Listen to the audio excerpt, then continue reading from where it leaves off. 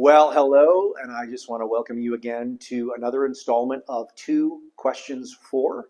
This is a video series that we're doing about once a month now, just to highlight some of the great things that go on here at Church of the Apostles and the way that they give us life and are just fun in some cases.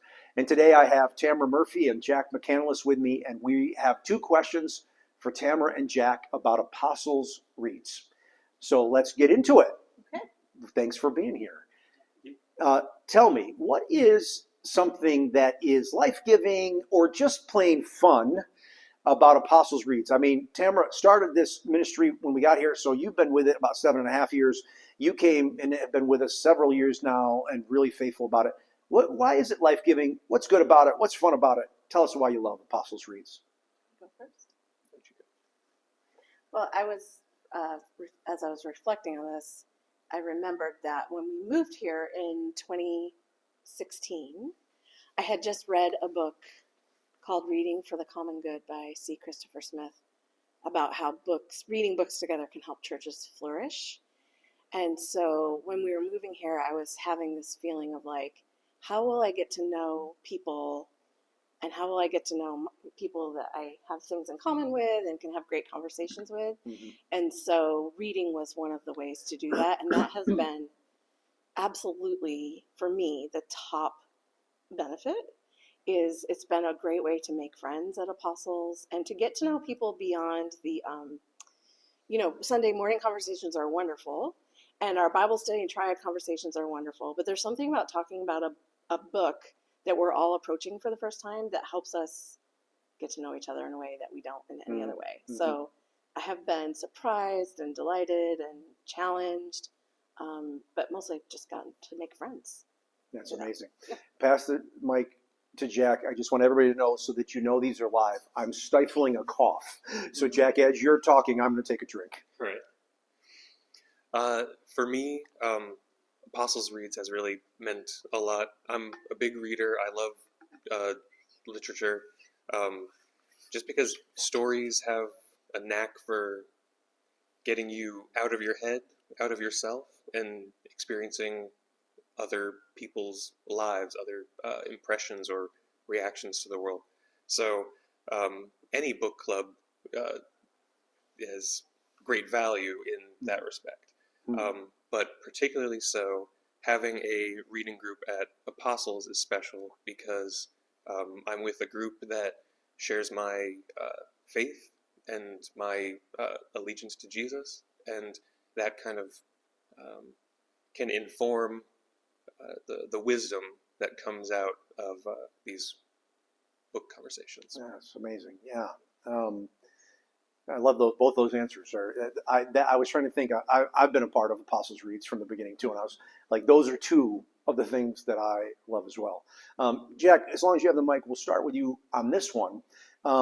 What's one particular book conversation that you can recall that was meaningful to you, and why?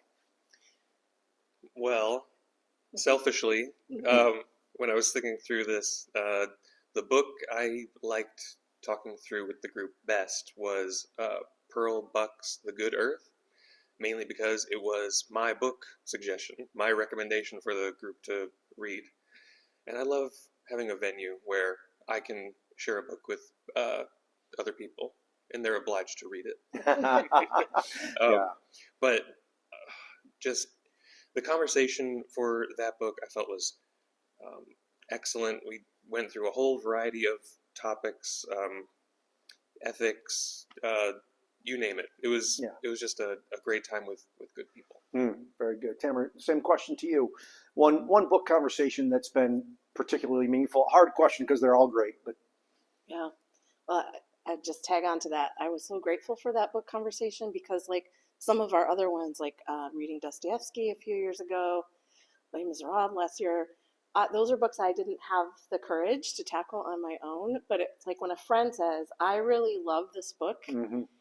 Even if I didn't end up loving it as much, there were parts of The Good Earth that were really challenging for me. But I could read it through I could hear from Jack too what he loved about it, and I love that. So, having said that, I've introduced several books along the way that I think I might have been the only one that liked, but people kept coming and sharing, like it's like hospitality to each other to say, well, what is it that you love about this story? And hearing a different way. So the first book that I introduced in Advent of 2016, in which we'd only been here 5 months, for Advent, was Silence by Shisako Endo. For those of you who do not know Silence, really dark.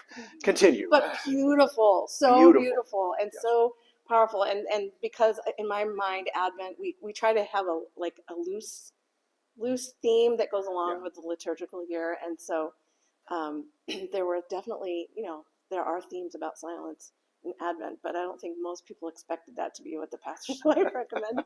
But we had a really beautiful conversation. And so we've covered great novels, like ones that Jack has mentioned, but we also occasionally we read explicitly theological books, church history books, poetry.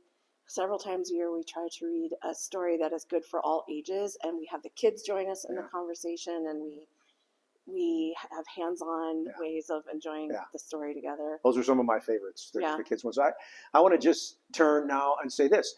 Thank you both for the 2 questions 4. And I also just want to say that if you've never been to an Apostles Reads, there's one coming up this week, Sunday the 14th of January, reading Black books. And our host, it'll be online, and our host will be the Reverend Claude Atcho, and he's the author of that book, and we can't wait to hear from him. And so maybe a great New Year's resolution is, if you've never been to Apostles Read, to join this one. We'd love to see you there. And again, thank you, Tamara and Jack, for sharing with us. We so appreciate it. Thank you.